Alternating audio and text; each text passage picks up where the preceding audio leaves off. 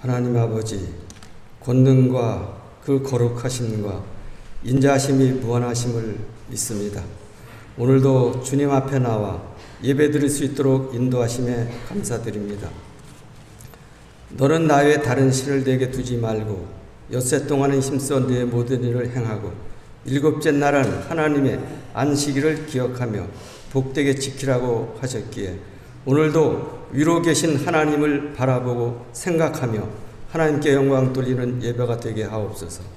사랑의 하나님 아버지, 한 주간도 지내면서 자유함을 주시고 또 지켜주셨는데 믿음으로 살기에 부족했음을 고백하며 오늘도 하나님을 더욱 가까이 하고 두 마음을 품지 않고 마음을 성격케 하시기를 간절히 기도드립니다. 하나님 아버지, 성경 말씀을 통해서 우리에게 교훈하심과 하나님의 사랑으로 온전케 되어 선한 일을 행할 능력을 갖추게 하시기를 기도합니다. 우리는 늘 말씀과 기도로 깨어있게 하시고 올해의 표처럼 주의 말씀이 내 발에 등이 되고 내 길에 빛이 되게 하옵소서. 하나님, 이제 전염병 코로나 때문에 환경의 제약으로 예배를 드리지 않고 드리지 못한다면 세상 권세에 눌려서 영혼 없는 몸이 죽은 것 같이 행함이 없는 죽음이 될 것 같습니다. 하나님, 예배를 소중히 여기는 교회 되게 하옵소서. 하나님 아버지, 여호와를 경외하는 것이 지식의 근본이거늘 미련한 자는 지혜와 훈계를 멸시한다고 말씀하셨는데 하나님의 계명과 법도를 지켜 지혜 있는 자들로 인도해 주시옵소서. 하나님, 지금까지 힘들다고 하지만은 이제 어려울 때일수록 지금이 힘써 예배 드릴 때이고 은혜의 때요 구원의 때입니다. 하나님을 찾으며 기도할 때임을 굳게 믿습니다. 하나님, 간절히 바라옵기는 오랫동안 1년 가까이도 장기 결석하는 분들, 또 새로 믿기로 작정했지만은 교회 출입하지 못하는 분들을 하나님 불러주시고 또 생활고에 시달리고 고통받는 성도들, 질병으로 고통받는 성도들, 시험에 들어서 교회에 오고 싶지만은 오지 못하고 있는 성도들, 또 연로해서 기력이 쇠한 성도들을 하나님 불러주시고 모든 문제를 해결해 주시고 고쳐주시고 힘주시기를 간절히 기도드립니다. 하나님 아버지, 청주 성도교를 사랑해 주셔서 평안을 주시고 질적 양적으로 성장할 수 있는 기회를 허락해 주시기를 기도합니다. 한마음 한뜻이 되어 하나님께만 영광 돌리는 교회로 되게 하여 주시옵소서. 오늘도 이 시간에 목사님께서 말씀을 하실 때 영육간에 강건하게 하시고 영역을 더 넓혀주시고 하나님의 말씀에 능력이 말씀이 나타나게 도와주시옵소서. 성령께서 도우심으로 온전한 예배가 되기를 간절히 바랍니다. 우리는 말씀에 집중하는 시간 되게 하옵소서. 예수님의 이름으로 기도합나이다. 아멘.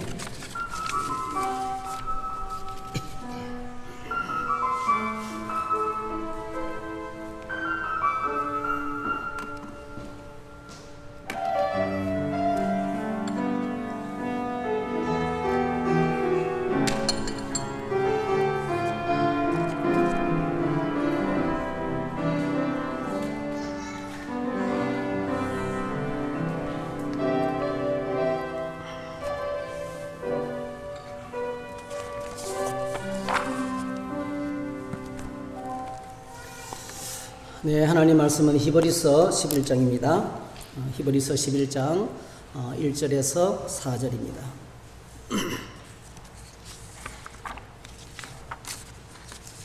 신약 성경 히브리서 11장 1절에서 4절.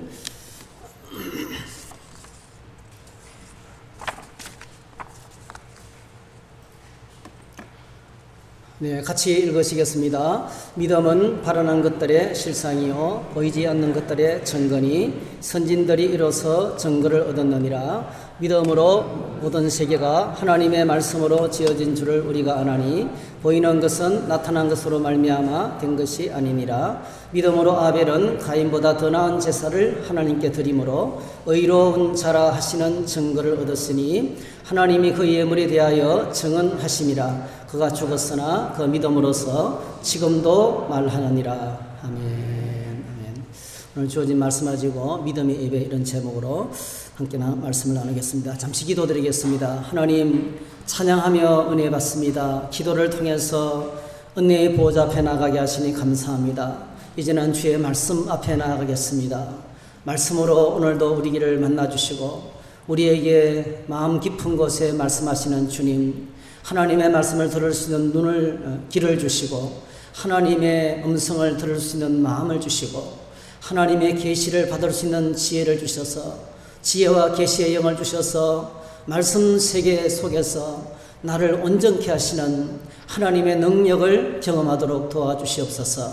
주의 말씀에 집중하며 주님을 바라보는 귀한 시간 되도록 우리 모두를 붙들어 주시옵소서. 예수님의 이름으로 기도하옵나이다. 아멘. 우리는 지난 주일에 주기도문 강의를 마치면서 천국의 하나님 나라에 완성될 교회의 모습을 함께 생각하고 강론을 마쳤습니다. 주기도문 강의는 참 소중한데요. 2012년도에 한번 했고요. 또 이번에 새로 했는데 유튜브라든지 또 밴드라든지 이렇게 다 올라가 있어요. 또 우리 예바다에도 음성 파일이 올라가 있고요. 여러분들이 좀 자주 듣고 또 되새김질을 하고 하나님께서 우리 교회를 향해 주시는 이 공동체 고백을 통해서 우리가 어디로 나아가야 될지를 좀 다시 정립하는 그런 시간이 되시기를 부탁을 드립니다. 하나님 나라에 완성된 교회의 모습 여러분 기억이 나시나요? 영광과 권세와 능력이 영원하신 하나님을 향한 찬양으로 가득 찬 그런 모습이었습니다. 그래서 보니까 12절에 보니까 큰 음성으로 죽임을 당하신 어린 양은 능력과 부와 지혜와 힘과 존귀와 영광과 찬송을 받으시기에 합당하도다. 찬송을 영광과 찬송을 받으시기에 합당한 것이 바로 뭐죠? 예배죠, 예배. 그리고 7장에서도 이제 우리에게 보여주는 완성된 하나님 나라의 모습. 이를 위해 내가 보니 각 나라와 족속과 백성과 방언에서 아무도 능히 셀 수 없는 큰 무리가 나와 흰 옷을 입고 손에 종려한 가지를 들고 보호자 앞과 어린 양 앞에 서서 큰 소리로 외쳐 이르되 구원하심이 보좌에 앉으신 우리 하나님과 어린 양에게 있도다 하니 모든 천사가 장로들과 내 생물의 주위에 서 있다가 보좌 앞에 엎드려 얼굴을 대고 하나님께 경배하여 이르되 아멘. 찬송과 영광과 지혜와 감사와 존귀와 권능과 힘이 우리 하나님께 세세토록 있을지어다. 아멘 하더라 했어요. 그래서 천국은 여러분 거대한 예배 공동체입니다.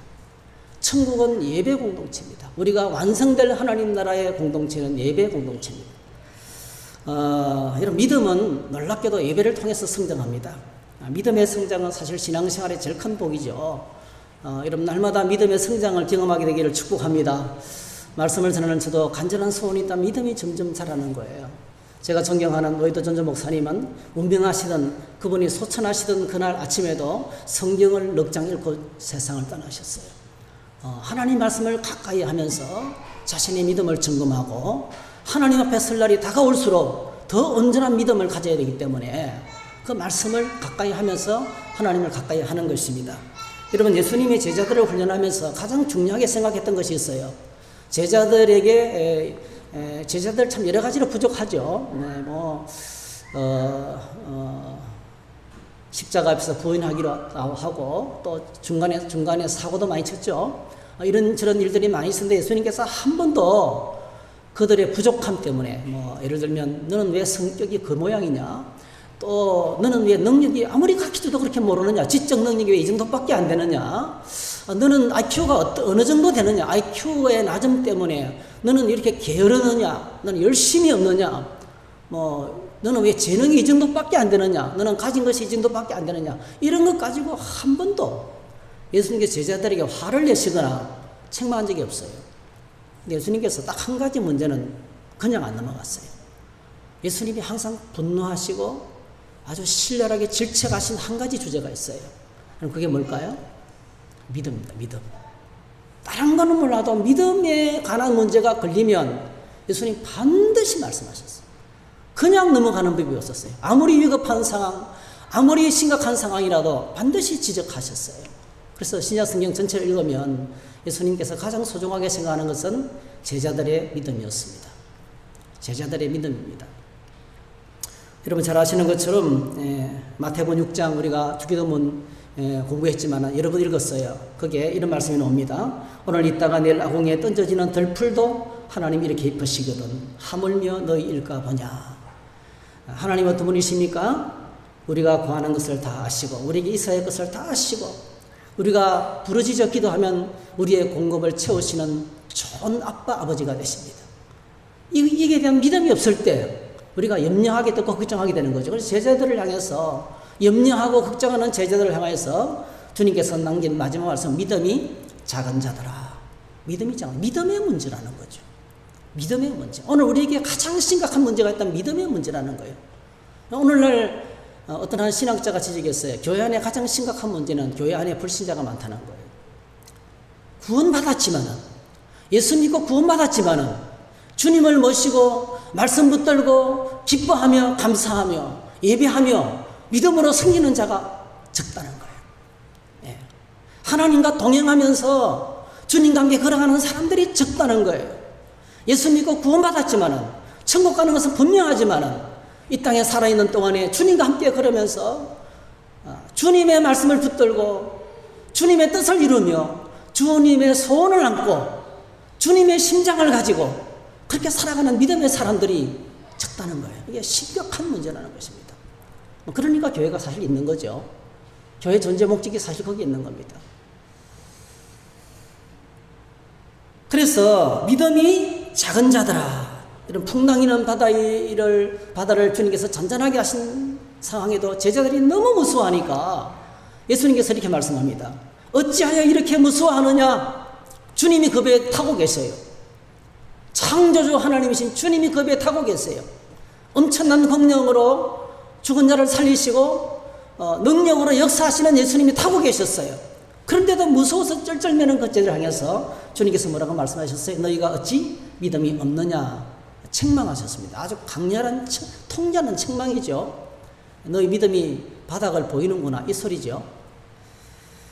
귀신 들려서 고통당하는 어린아이를 고쳐내지 못하고 쩔쩔매는 제자들, 그 제자를 향해서 주님은 그냥 넘어가지 않았어요. 그래 귀신이 쉽게 안 나가지. 원래 그렇다. 당연하다. 그렇게 하지 않았어요. 그렇게 안 넘어갔어요, 여러분. 예수께서 대답하여 이르시되 믿음이 없고 배역한 세대여 내가 얼마나 너희와 함께 있으며 너희에게 참으리요 네 아들을 이리로 데리고 오라 그렇게 하셨어요. 책망하셨어요. 능력 없는 제자들을 향해서 주님이 믿음이 없다고 책망을 하신 것을 보게 됩니다. 여러분 히브리서 11장은 믿음을 주제로 말씀하고 있어요. 1절부터 3절까지는 믿음이 무엇인지를 설명하고 있죠. 한번 따라합시다. 믿음은 바라는 것들의 실상이다. 굉장히 이거 1시간 제가 설명했잖아요. 믿음은 바라는 것들의 실상이다. 바라는 것들은 미래에 이루어질 일이에요. 미래에 이루어질 오늘 우리에게 우리의 미래가 어떻습니까? 오늘 저와 여러분들 향해서 하나님이 약속하신 미래가 뭡니까? 완전의 구원의 시간이 기다리고 있습니다. 할렐루야. 우리가 읽었던 요한계시록 5장 7장의 그 말씀이 하늘의 비전과 이상이에요. 하늘에서는 이미 모든 사람이 다 구원을 받았어. 하나님을 영광스럽게 찬양하고 있는 그 비전과 환상과 꿈이 그 속에 기록되어 있어요. 여러분 거기 우리의 미래입니다. 할렐루야.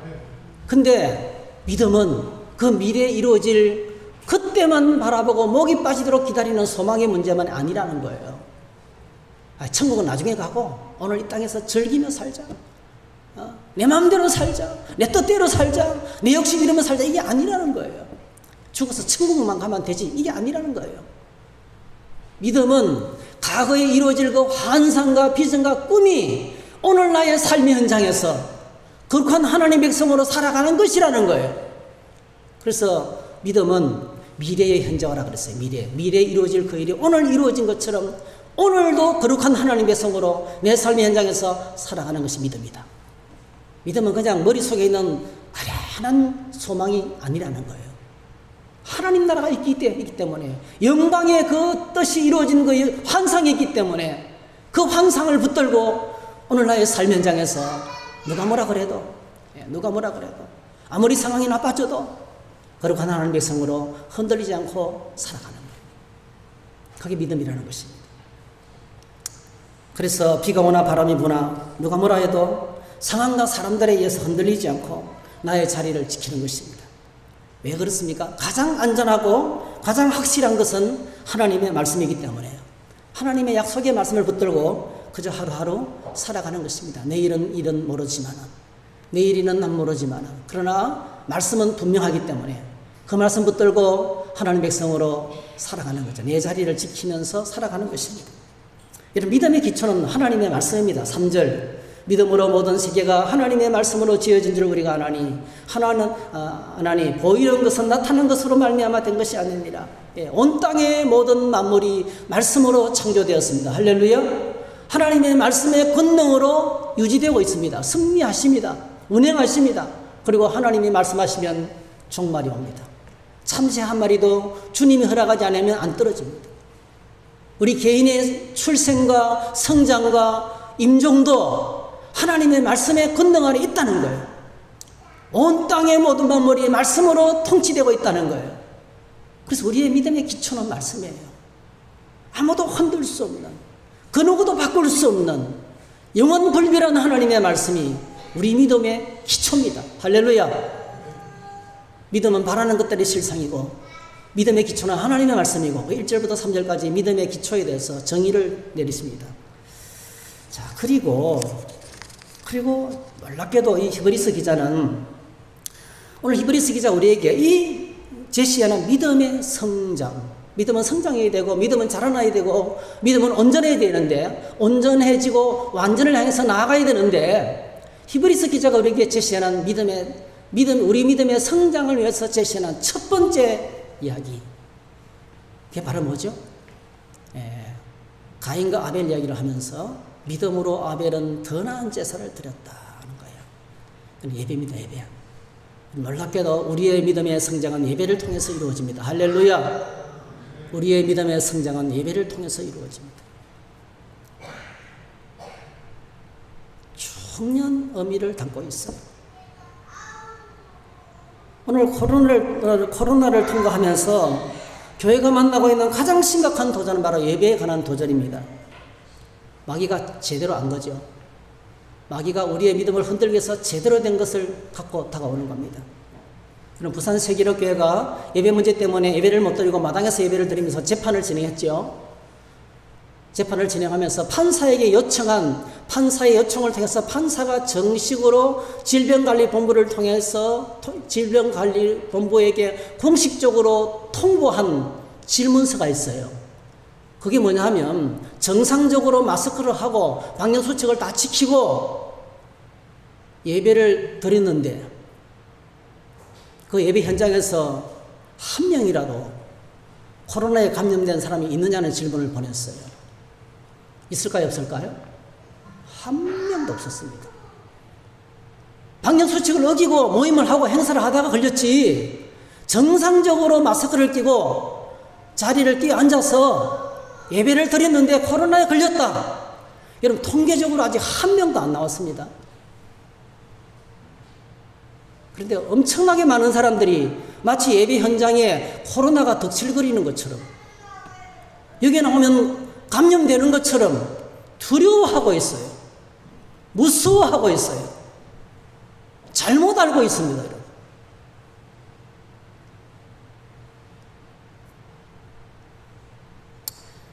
히브리서 기자에 의하면 성장은커녕 믿음을 지키는 것도 어렵습니다. 왜냐하면 우리의 믿음은 예배와 직결되어 있습니다. 오늘 저와 여러분들이 믿음은 예배와 직결되어 있는 거예요. 예수 믿지 않는 사람들이 비대면 예배라는 말을 꺼냈어요.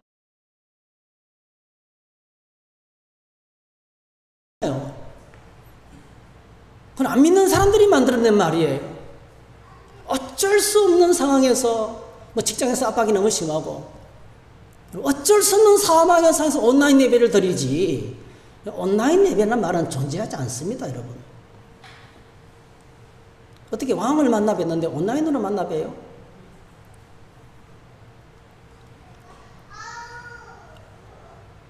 오늘 본문의 4절에 보면 믿음으로 아벨은 가인보다 더 나은 제사를 드렸다 했어요. 믿음으로 아벨은 가인보다 더 나은 제사를 드렸다. 좋은 예배를 드렸다는 거예요. 여러분 어떤 예배가 좋은 예배라고 생각합니까? 여러분 질문해 보세요. 어떤 예배가 좋은 예배일까요? 첫 번째, 재미있는 예배.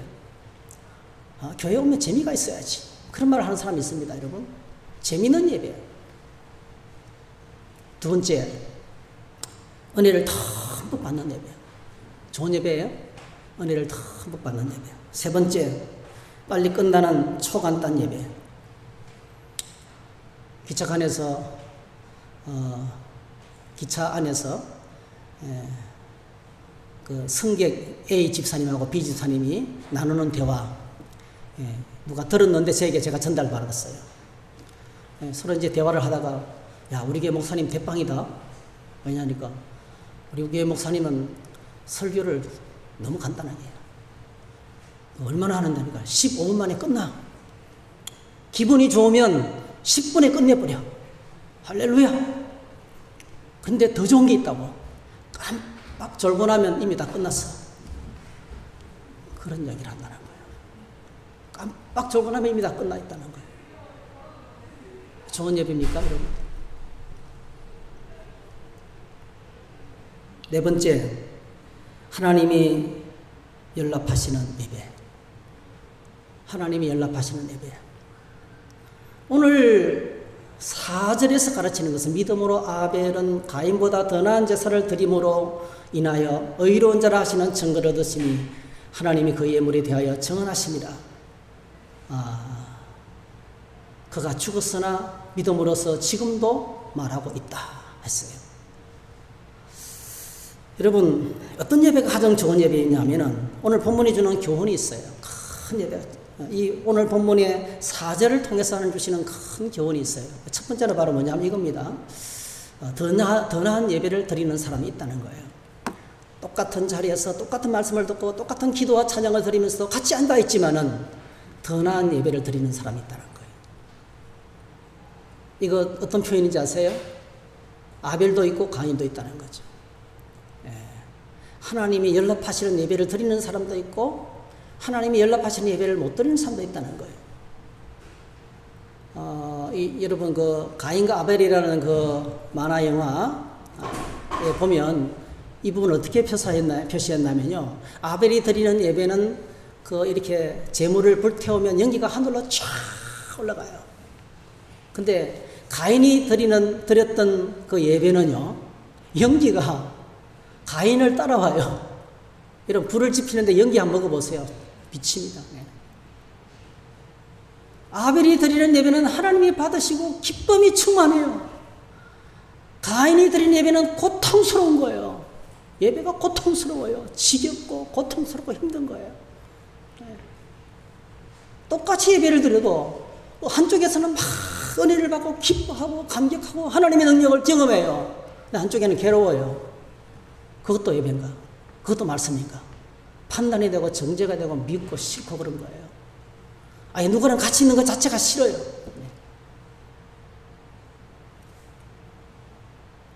그래서 오늘 이 4절 말씀은 그럴 수 있다는 거예요. 덜한 예배를 드리는 사람도 있을 수 있고 못 드리는 사람도 있다는 거예요.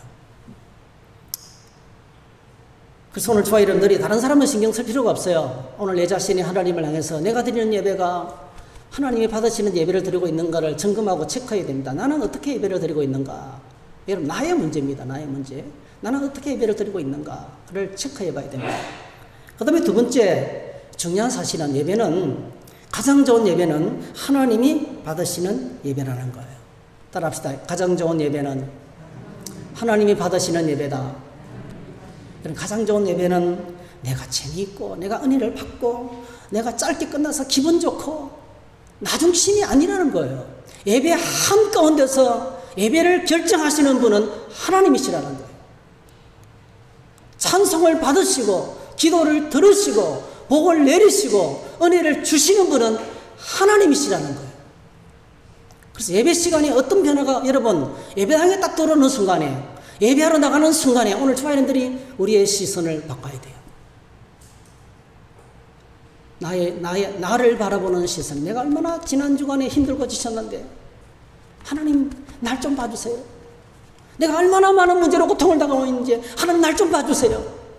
그럼 나를 향한 시선에서 내가 세상에서 제일 불쌍하고 내가 세상에서 제일 고통스럽고 내가 세상에서 제일 힘들고 이런 나를 하나님 오늘 기쁘게 해주셔야 됩니다. 나를 이런 나를 치유해 주셔야 됩니다. 이런 시선에서요, 나 중심의 시선에서 하나님 중심의 시선으로 바꾸는 거예요. 나를 잊어버려야 돼요. 내 계획을 내려놔야 돼요. 예배를 결정하시는 분은 하나님이세요. 어떤 예배가 좋은 예배입니까? 하나님이 결정하세요. 그 예배의 키는 하나님이 갖고 계십니다. 그래서 똑같은 찬양, 똑같은 말씀, 똑같은 기도, 똑같은 헌금을 드렸지만은요, 함께 같은 장소에서 예배를 드리고 있지만은 하나님이 받으시는 예배자의 예배가 있다는 거예요. 여러분, 성경에 이런 예배가 많이 나오죠. 헌금 예배, 마가복음 12장 41절, 44절 두 사람이 헌금을 드리고 있습니다. 41절, 여러 부자는 많이 넣는데 한 부자가 아니죠. 여러 부자가 헌금에 많이 넣고 있어요. 어떻게 많이 넣고 있는 걸 알 수 있어요? 5만원짜리 탁 내는 게 아니고요, 5만원짜리를 100원짜리로 바꿔서 내는 거예요. 그래서 땡그랑 계속 넣고 있는 거예요. 그렇게 넣었다는 거죠. 하나님께 드리는 게 아니고 내가 이렇게 많이 넣고 있다는 걸 보이고 싶은 거예요. 여러 부자는 그렇게 넣었어요. 계속 끝없이. 근데 한 가난한 가부는 한 가난한 가부는 두렙돈을 가지고 와서 너무너무 부끄럽고 죄송스러워서 그냥 쩔쩔매면서 넣은 거예요. 예수님께서 이 헌금 예배를 어떻게 평가하십니까? 가난한 가부가 더 많이 넣었다. 할렐루야. 가난한 가부가 더 나은 예배를 드렸다는 거예요. 기도 예배. 기도가 예배입니다. 기도 시간에 두 사람이 기도하고 있습니다. 바리새인과 세리입니다. 10절. 두 사람이 기도하러 성전에 올라가니 하나는 바리새인이 하나는 세리라. 바리새인은 요청하게 엄청난 감사를 늘어놓습니다. 하나님, 나는 저 배 세리같이 안 살게 해주시니 감사합니다. 나는 일주일에 11조를 내고 나는 금식을 하고 나는 하나님을 위해서 열정으로 섬긴 것이 얼마나 감사한지 모르겠습니다. 셀에서 누가 아픈 이야기를 하니까 그런 말을 했다는 거예요. 하나님, 나 참 감사하다. 우리 집에 아이들은 안 그런데. 똑같은 거죠. 그죠? 똑같은 겁니다. 네. 얼마나 상처를 주겠어요. 예, 말을 꺼낸 사람이 부끄럽죠. 나는 안 그러는데, 우리 집에는 안 그랬는데, 당신 집에는 왜 그러노? 그런 거나 똑같은 거죠. 이 부자가 그랬어요. 바리새인이 그랬어요.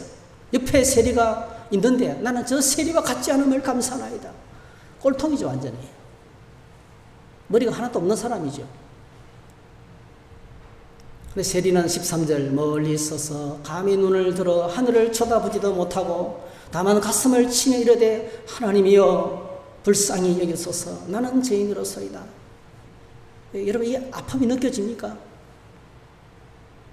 기도할 수가 없는데 나는 민족을 배반해서 로마의 앞잡이가 되어서 혈세를 뜯어서 내 찾고 가는 사람인데, 나는 도둑놈인데, 감히 하나님께 나갈 수 없는 자격이 없는 사람인데, 주님, 나는 내 이름값도 못하고 민족의 가슴에 칼을 꽂고 나는 날마다 죄를 짓는 죄인인데, 이런 내가 하나님 앞에 나와도 됩니까, 하나님? 그런데 세상이 험하다 보니까 어쩔 수가 없어요. 이거라도 안 하면 어떻게 먹고 살아요? 통회하는 마음으로 아픔을 가지고 고통 가운데 부러지면서 그저 감히 하나님을 바라보지 못하고 기도했습니다. 주님께서 말씀하십니다. 세리가 바리새인보다 더 나은 예배를 드렸다. 이렇게 이야기하고 있습니다. 따라하십시다. 예배의 중심에 하나님이 계신다. 네, 우리가 아니라 하나님이 예배를 보고 계시다는 것입니다. 우리가 평가하면 안 됩니다. 예배는 내가 평가하는 것이 아닙니다. 하나님이 판단하시는 것입니다. 처음 믿은 사람이 찬송가도 잘 못 부르고 혹제도 어겨도요, 여러분 그 입에서 나오는 틀린 찬양이 얼마나 하나님께 영광이 되는지 아세요? 마치 세리와 같아요. 곡을 털려도, 박자를 털려도 하나님이 감격하십니다, 여러분. 하나님 감격하십니다. 하나님 보시기에 너무 아름다운 찬양이에요. 우리가 볼 때는 불협화음이라 할지라도 뭐 찬양을 저렇게 드리나.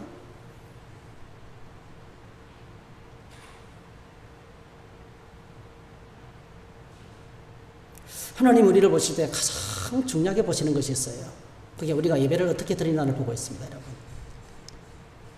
이사야서 43장 11절에 이 백성은 내가 나를 위하여 지었나니 나를 찬송하게 하려 함이라. 이 백성은 내가 나를 위하여 지었나니 나를 찬송하게 하려 하심이라. 예배의 주체가 누굽니까? 하나님이십니다. 하나님, 찬송 받으실 하나님. 그래서 예배를 통해서 우리의 믿음이 성장하고, 예배를 통해서 우리는 은혜도 경험하고, 예배를 통해서 우리는 헌금도 드리고 기도도 합니다.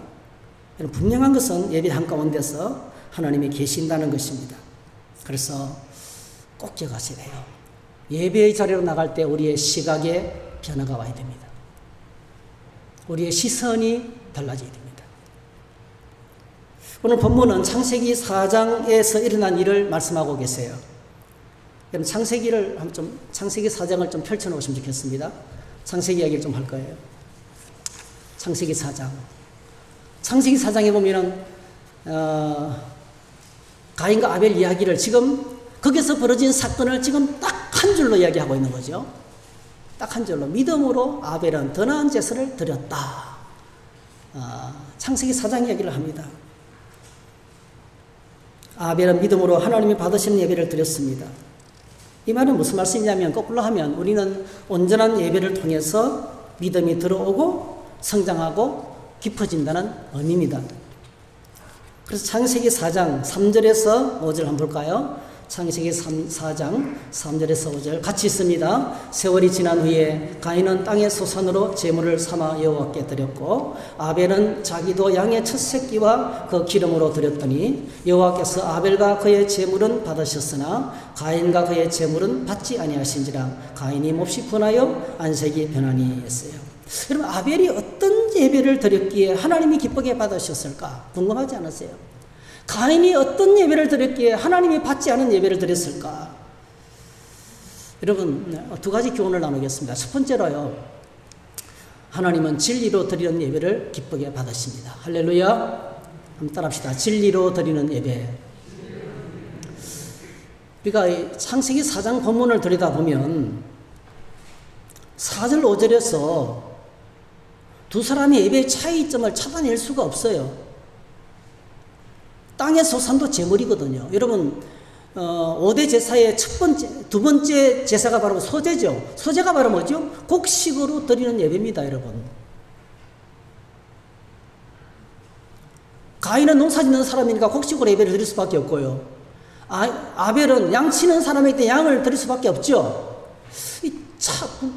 여기서 도대체 뭐가 잘못됐기 때문에, 어떤 예배를 드리기 때문에 아벨은 받으시고 가인은 왜 물리치셨을까? 이유를 찾을 수 없어요. 그래서 이런 애매한 것들은 성경은 성경을 통해서 해석해야 돼요. 성경을 보면 이렇게 줄기가 보여요. 이런 흐름이구나를 알면 돼요. 성경 전체 흐름을 쫙 보면 그래서 하나님께서 이렇게 하셨구나. 여기서 차이점은 딱 한 가지예요. 무슨 차이입니까? 재물 차이죠. 재물 차이밖에 없어요. 근데 성경은 뭐라고 말하냐면은 땅의 소산으로 예배를 드렸던 가인은 예배가 하나님께서 안 받으셨고 양의 첫 새끼와 그 기름으로 드리는 아벨의 예배는 받으셨다는 거예요. 재물의 차이밖에 없습니다.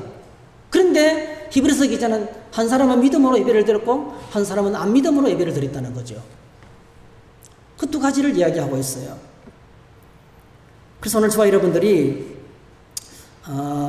이 사건 이전에 하나님께서 그러면 하나님께서 이 인류의 조상들에게, 인류의 조상 아담과 하와에게 어떤 예배를 가르치셨는지를 알면 되겠죠. 그리고 출애굽기, 레위기, 민수기, 신명기에서 계속 하나님께서 모세를 통해서 가르치는 예배가 어떤 예배인지 보면 알겠죠. 하나님이 이랬다 저랬다는 분이 아니거든요. 하나님은 처음부터 분명하게 같은 맥락으로 한 가지 주제로 끝까지 말씀하시는 분이에요. 따라합시다. 하나님은 불변하신다. 하나님 말을 안 바꾼다는 뜻이에요. 하나님 이랬다 저랬다 하는 분이 아니에요. 전에는 이렇게 예배를 했지만 이제는 이렇게 예배드려야 그런 분이 아니란 말이에요. 그래서 이런 문제를 만나면 맥락 속에 성경 말씀 맥락을 읽으면 저절로 해석이 돼요. 아, 이래서 아벨은 믿음으로 드렸구나. 차이는 뭐예요? 재물 차이밖에 없는 거예요. 그러면 양의 첫 새끼로 드린 것이 믿음으로 드리는 예배인가를 알아내야 되잖아요. 자, 그럼 창세기 2장을 보세요. 창세기 1장에서 하나님 천지 만물을 창조하셨습니다.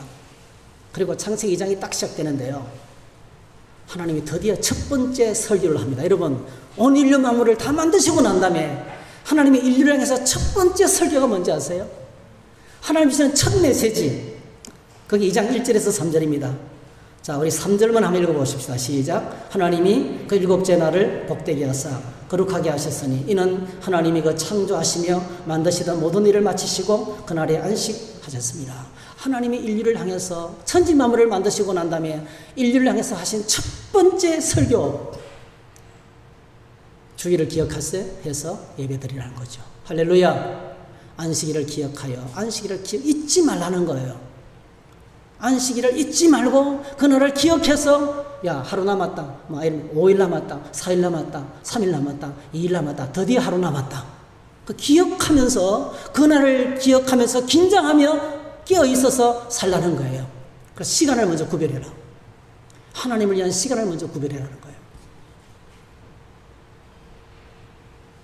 제일 먼저 예배하는 날을 기억하고 지켜라. 이게 첫 번째 메시지입니다. 그러면서 그 다음에 2장 4절부터 인류를 향해서 이렇게 예배를 드려야 될 이유를 설명하는데 우리 인간의 존재의 근본을 이야기하십니다. 너의 존재의 본질이 뭔지 깨달아야 된다. 2장 7절 한번 읽어볼까요? 시작. 여호와 하나님이 땅의 흙으로 사람을 지으시고 생기를 그 코에 불어넣으시니 사람이 생명이 된지라. 네가 누군지 아니? 너는 땅의 먼지야. The dust of ground. 우리 인간의 존재가 그렇습니다. 먼지 같은 존재예요. 우리가 먼지 같은 존재예요. 있다가 없어진 존재. 우리가 세상을 떠나고 10년만 지나도 아무도 우리를 기억하지 않아요. 그냥 먼지 같은 존재예요. 얼마나 초라하고 미미한 존재인지 몰라요. 그런데 하나님이 어떤 일을 하셨습니까? 하나님이 먼지 같은 존재인 우리를 흙먼지로 우리의 모습을 만들고, 그리고 따라합시다. 그 코에 생기를 불어넣으시니 하나님이 생명의 호흡을 불어넣어 주셨어요. 하나님이 생명의 호흡을 불어넣으시니까 우리가 살아있는 존재가 되었어요. A living being. 이게 예배입니다, 여러분. 내가 얼마나 미약하고 부족한지를 먼저 깨달아야 돼요. 나의 존재에 대한 자각이 먼저 필요해요. 그리고 하나님께서 뭘 하셨습니까? 죽은 나를 살리셨습니다. 할렐루야. 죽어있는 나를 살리셨어요. 예배는 거기서 시작되는 거예요. 내가 얼마나 심각한 죄인이고 나는 아무것도 할 수 없는 존재고 나는 미약한 존재고 헛되니 모든 것이 헛되도다. 바람을 잡아내는 것처럼 헛되다. 헛된 인생이라는 헛된 인생. 아무것도 없습니다, 여러분. 잡으면 안 잡힙니다. 잡힐 것처럼 보이지만은 뭔가를 이뤘다고 생각하지만은 지내놓고 나면 아무것도 없어요. 우리는 다 흙으로 돌아가요. 빈손으로 왔다가 빈손으로 돌아갑니다. 그런데 웬 은혜입니까? 하나님 우리에게 이 보잘것없는 저희들에게 생기를 불어넣어 주셨어요. 생명을 불어넣어 주셨어요. 독생자 예수 그리스도를 보내주셔서 죽어있던 우리를 살려주셨습니다. 거룩한 하나님 나라 백성으로 만드셨어요. 영원히 사는 하나님의 백성으로 만드셨어요. 할렐루야. 그래서 안식일을 기억하고 지켜야 된다는 거예요. 그래서 우리는 예배한다는 거예요.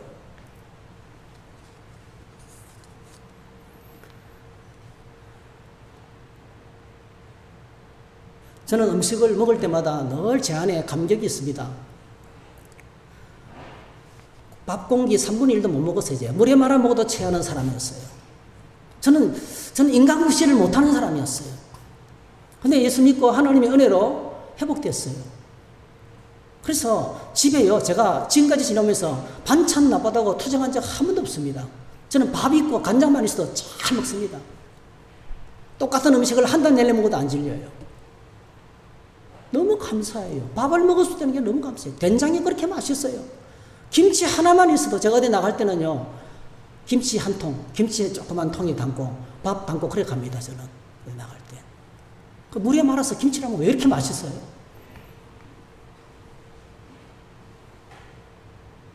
밥을 못 먹었던 적이 있고 물에 밥만 말아 먹어도 체하는 사람이 있고 너무 몸이 약한 사람이었는데 예수님의 은혜로 회복되었기 때문에 밥 먹을 때마다 감사한 거예요. 여러분, 우리의 존재의 실체에 대한 자각이 있고요, 예수님의 십자가의 은혜가 흐르면 모든 상황 속에서 감사할 수 있어요. 그게 예배해야 될 이유입니다. 우리가 하나님을 찾고 섬겨야 될 예배의 이유입니다. 자, 그리고 하나님께서 우리에게 우리의 삶의 자리를 주셨습니다. 그게 에덴 동산이죠. 에덴 동산을 통해서 하나님께서 예배를 가르칩니다. 에덴 동산, 보기에 아름답고 먹기에 좋은 나무를 주시고, 그리고 동산 가운데 생명나무와 선악을 알게 하는 나무도 주셨고 영원히 사는 나무를 주셨어요. 그리고 17절, 선악을 알게 하는 나무 열매는 먹지 말라. 내가 먹는 날에는 반드시 죽으리라. 거꾸로 선악을 알게 하는 나무 열매를 먹지 않고 하나님을 기억하면서 하나님을 중심에 모시고 살면 어떻게 삽니까? 하나님 주신 말씀으로, 하나님 주신 말씀으로 하나님을 기억하며 예배하며 섬길 때, 진리로 하나님을 예배하며 섬길 때 너는 영원히 복을 받는 하나님의 사람이 될 것이야. 에덴 동산에서 하나님이 가르치신 예배입니다, 여러분. 에덴 동산은 하늘 보좌의 원형이라고 말씀드렸습니다. 그 한가운데 언약궤가 있는 거예요. 에덴 동산은 한가운데 말씀이 있는 거예요. 지성 속 가운데 언약궤가 있는 것처럼 한가운데 언약의 말씀이 있는 거예요. 그래서 하나님께서 아담과 하와에게 어떻게 예배를 가르쳤습니까? 안식일을 기억하여 지키라는 거예요. 주일을 기억하여 예배하는 날로 삼으라는 거예요. 할렐루야. 두 번째, 말씀으로 예배를 드리라는 겁니다. 진리로 드리는 예배가 되어야 된다는 겁니다. 자, 2장 마지막 부분에 인류의 이제 아담과 하와가 에덴 동산에 추방당하기 직전에 하나님이 마지막으로 하시는 것이 있어요.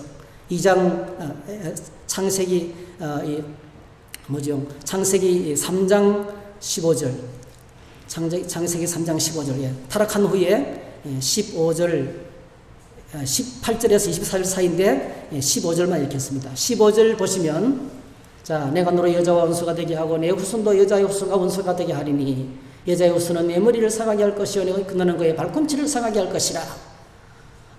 이게 오리지널 가스펠이죠. 원시복음이죠. 하나님이 최초로 복음을 줍니다. 타락한 인류를 향해서 여자의 후손을 통해서 내가 너를 회복하겠다. 그분이 오시면 예배가 회복될 것이다. 이렇게 이제 말씀하십니다. 그러면서 하나님이 아담과 하와에게 주시는 마지막 일, 그에게 뭐죠? 무화과 나무 이파리로 엮었던 그 옷을, 그 부끄러움을 가렸던 것을 약간 벗으라. 그리고 뭐죠? 가죽 옷을 지어 입혔어요. 가죽 옷. 그냥 지어준 게 아닙니다, 여러분. 그냥 무스탕을 입힌 게 아니에요. 그냥 좋은 옷을 입힌 게 아니에요. 아담과 하와의 수치를 영원히 가리는 그 장차 오실 예수 그리스도를 상징하는 행위를 하나님이 아담과 하와 앞에서 하신 거예요. 양을 잡았어. 많은 성경학자들이 이 희생된 짐승이 바로 양이었습니다. 아담과 하와의 죄를 영원히 가릴 일시적인 방편이 아니고요. 영원히 없애는 위해서 이 가죽옷을 주기 위해서 희생당한 존재가 양이었을 것이다. 확신합니다. 양은요, 놀랍습니다. 죽음의 차례 가도 절대로 저항하지 안 해요. 목을 푹 찔러도요, 가만히 있어요. 피를 팍 쏟습니다. 그렇게 희생됩니다. 그냥 아무 소리 없이 그냥 저항하지 않습니다. 양은 죽음의 앞에서 절대로 저항하지 않는 겁니다. 그리고 이어서 출애굽기, 여러분, 6월절의 어린 양 기억하시죠? 레위기 수많은 제사의 어린 양, 민수기, 지금 민수기 우리가 새벽기도마다 하고 있는데 또다시 어린 양 제사, 네? 그리고 신명기 반복해서 주시는 메시지의 말씀 다 뭐죠? 장차 오실 예수님은 어떻게 묘사했습니까? 흠없고 점없는 어린 양. 그래서 하나님이 아벨 이전에 아담과 하와를 통해서 계속 가르쳐 주셨던 예배는 어떤 예배입니까?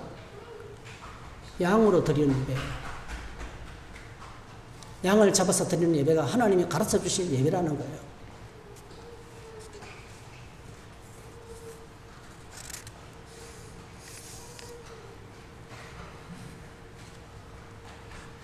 가인이 땅의 소산으로 제물을 드렸고 아벨이 양의 첫 새끼로 제물을 드렸다는 것은 그냥 단순한 제물 문제가 아니라는 거예요. 아벨이 드린 예배를 기쁘게 받으신 이유는 아벨이 믿음으로 예배를 드렸는데 그 믿음이 어떤 믿음입니까? 하나님이 가르쳐 주신 방법대로 진리로 예배를 드렸다는 거예요. 예배는 내 마음대로 드리는 게 아닙니다. 예배는 내 기호에 맞게 드리는 것도 아닙니다. 예배는 하나님이 정해주신 방법대로 말씀으로 드리는 것입니다. 그래서 오늘 저와 여러분들 의아하게 질문해야 됩니다. 우리가 예배할 때에 오늘 우리가 예배를 결정하는 중요한 시금석이었어요. 예배하는 내 안에 하나님의 말씀이 있느냐는 거예요. 예배하는 나에게 하나님의 말씀이 있느냐는 거예요. 예배를 통해서 말씀 듣고 은혜를 받는 것이 아니고요. 먼저 하나님의 말씀이 내 안에 들어와야 된다는 거예요. 그 말씀의 은혜를 가지고 하나님께로 나아가는 것이 예배라는 거예요. 여러분 지금 우리가 하나님께 예배를 드리고 있는데 예배하고 있는 나의 동기를 한번 점검해 보세요. 무엇 때문에 무엇을 위해서 어떤 방식으로 하나님께 예배를 드리고 있습니까? 주일이니까 아무 생각 없이 그 습관적으로 나왔습니까? 그렇다면 빨리 끝내는 게 제일 좋죠. 심플한 예배가 제일 좋죠.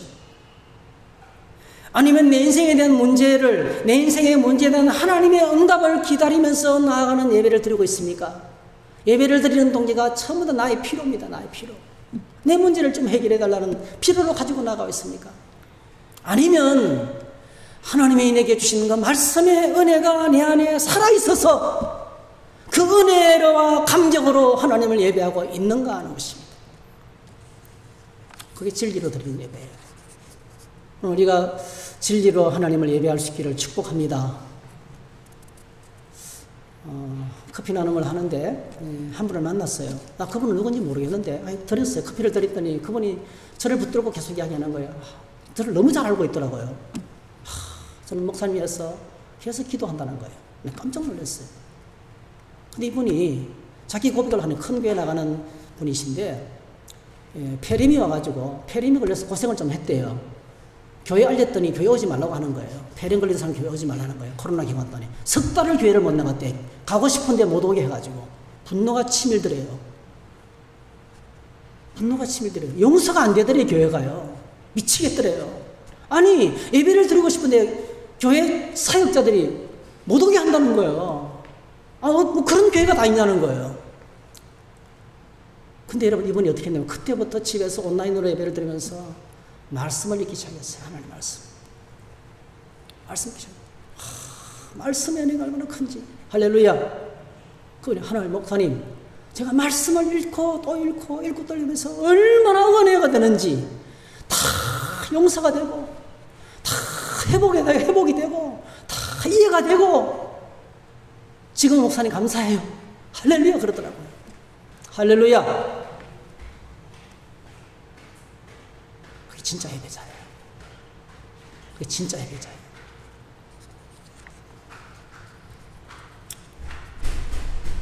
두 번째로 예배는 마지막입니다. 따라합시다. 최선을 다하는 예배. 최선을 다하는 예배가 하나님이 기쁘게 받으신다는 거죠. 이 말은 하나님은 나의 삶의 최고를 받으시기를 원하신다는 겁니다. 이사야 선지자를 통해서 우리에게 가르쳐주는 교훈이에요. 이사야서 1장에 보면 이사야서가 이사야를 시작하자마자 여는 포문이 있습니다. 여호와께서 말씀하시되 너희의 무수한 재물이 내게 무엇이 유익하뇨? 나는 순양의 번제와 살찐 짐승의 기름에 덕을 넣고 나는 숫송아지나 어린 양이나 순염소의 피를 기뻐하지 아니하노라. 너희가 내 앞에 보이러 오니 이것을 누가 너희에게 요구하느냐? 내 마당만 밟을 뿐이냐? 헛된 재물을 다시 가져오지 말라. 내가 여러분들이 드렸는 예배 때문에 내가 지쳤다. 14절. 그것이 내게 무거운 짐이라 내가 지기에 곤비하였느니라. 여러분, 내가 예배를 잘못 드리면 내가 안 지칩니다. 여러분, 하나님이 지친대요. 언제 저 사람이 온전한 예배를 드릴까? 언제 하면 제대로 된 예배를 드릴까? 하나님이 지친다는 거예요. 왜 그랬습니까? 엄청난 제물을 드렸지만은 그들이 드린 제물은 헛된 제물이었어요. 하나님이 말씀하는 말씀대로 드리는 제물이 아니었다는 거예요. 거기는 최선을 다하지 않았습니다. 병든 것들, 야, 이 가축은 뭐 별로 쓸데가 없으니까 하나님께 드려. 네. 쓰다가 남은 것들. 오늘도 시간이 남을 때, 삼을 때 예배하는 사람이 있습니다. 시간에 짜투리를 드리고 싶어 하는 사람이 있습니다. 먼저 드리는 것이 아니고, 헌금도, 아니 뭐, 쓸 돈이 없는데 뭐, 다 쓰고 남은 걸 드리려고 하는 사람이 있습니다. 나는 우리에게 요구하시는 그게 아니죠. 먼저 드리라는 거죠. 먼저 시간을 드리고, 먼저 헌금을 드리고, 먼저 내 삶을 드리면, 그 다음에 하나님이 채워주신다는 거예요. 하나님이 복 주시겠다는 거예요. 우리 행복하게 해주시겠다는 것이 하나님의 약속인데, 오늘 이스라엘 백성들이 하나님 백성이 어쩌다가 이렇게 됐어요. 어쩌다가. 엄청나게 예배를 드리지만은 마당만 밟으러 온다는 거예요. 눈도장만 찍으러 온다는 거예요. 예배당에 와서 앉아있지만 예배 안 드린다는 거예요.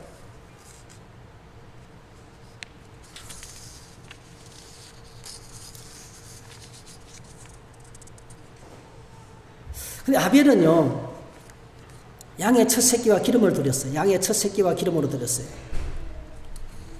이 아벨이 드린 예배는 그 속에 뭐가 담겨 있습니까?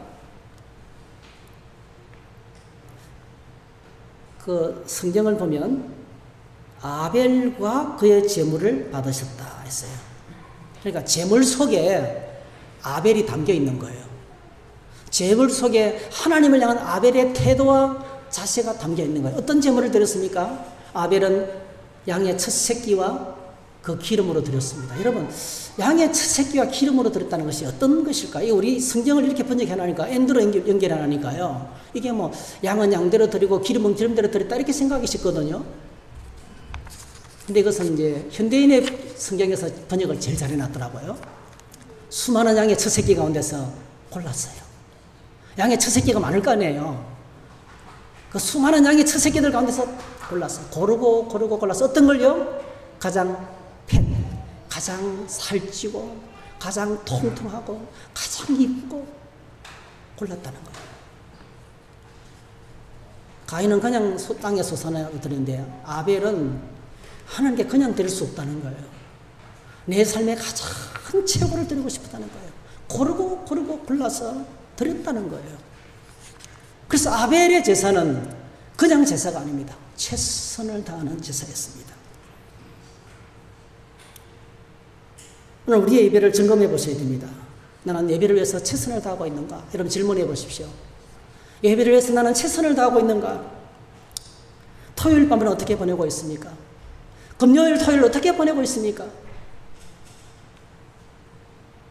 제가 이걸 보다가 토요일 밤의 열기라는 영화가 생각이 나더라고요. 제가 그 영화를 다시 봤어요. 토요일 밤의 열기. 그요, 미국의 뮤지컬인데요. 현대인을 향해 주시는 엄청난 Saturday Night Fever. 예. 현대인들이 이 쾌락과 레저에 미쳐 있어요. 어떻게 하면 주말을 신나게 즐겁게 보낼 것인가? 하나님의 사람은 주말을 신나게 보내면서도 늘 긴장합니다. 그래도 이 모든 것들이 토요일은 끝이 나고 경건하고 진실되게 주일을 맞이해야 되는데 긴장이 있어야 됩니다. 여러분, 주일이란 긴장이 있어야 됩니다. 빨리 가서 돌아와서 쉬어야 주일을 맞이할 수 있는데 오늘 엄청나게 많은 젊은이들이 토요일 밤에 열기 때문에 인터넷에 열기 때문에 붙잡혀서 예배하지 못하고 있습니다. 주일 아침에 예배 자리에 나오는 나는 최선을 다하고 있습니까? 조금 일찍 오고 있습니까? 아니면 그렇지 않습니까? 코로나 때문에 어쩔 수 없이 온라인으로 예배를 드리지만 지금 어떤 예배로 드리고 있습니까, 여러분? 엄청나게 많은 사람이 고백합니다. 그냥 파자마 바람으로 걸터 앉아서 어떤 덜어 누워서 예배 드리고 있다는 거예요.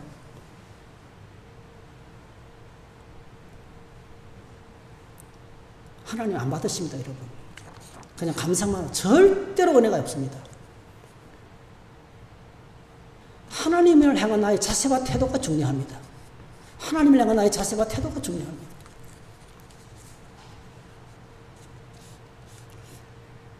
사랑하는 성도 여러분, 우리의 믿음의 성장은 예배와 직결되어 있습니다. 믿음의 성장은 온전한 예배를 통해서 주님을 경험하는 깊은 은혜가 넘쳐야 됩니다. 하나님께서 받으시는 예배 꼭 기억하시기 바랍니다. 간단합니다. 진리로 드리는 예배입니다. 하나님이 받으시는 예배, 최선을 다하는 예배를 하나님이 받으십니다. 이렇게 하나님을 예배하는 공동체가 천국의 공동체를 이루고 천국에 완성될 하나님 나라의 그 비전이 이 땅에 이루어지게 될 줄 믿습니다. 내가 진지하게 예배드리면 주변 사람들이 진지하게 예배를 드리게 됩니다. 내가 하나님 앞에 제대로 된 예배를 드리면 우리의 가족들이 하나님께 예배하게 될 것입니다. 우리 안에 불평, 원망, 시기, 질투, 연합하지 못함 있으면 가정을 망치는 겁니다. 믿음의 세계를 망치는 것입니다.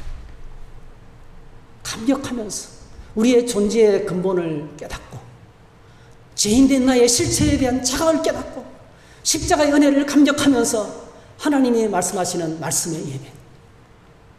그래서 여러분, 말씀 묵상과 성경 읽기가 얼마나 소중한지 몰라요. 그게 예배 준비입니다, 여러분. 그게 예배가 아니에요. 그 말씀의 은혜를 갖고 하나님 보좌 앞에 나가서 주님을 바라보는 것입니다. 그 예배를 하나님께서 받으시는 거예요. 우리가 그렇게 이런 예배를 아벨과 같이 믿음으로 하나님을 예배하는 저와 여러분 되시고 또 가정 되시고 주님의 교회가 되기를 주의 이름으로 축복합니다. 할렐루야. 우리 함께 찬양합니다.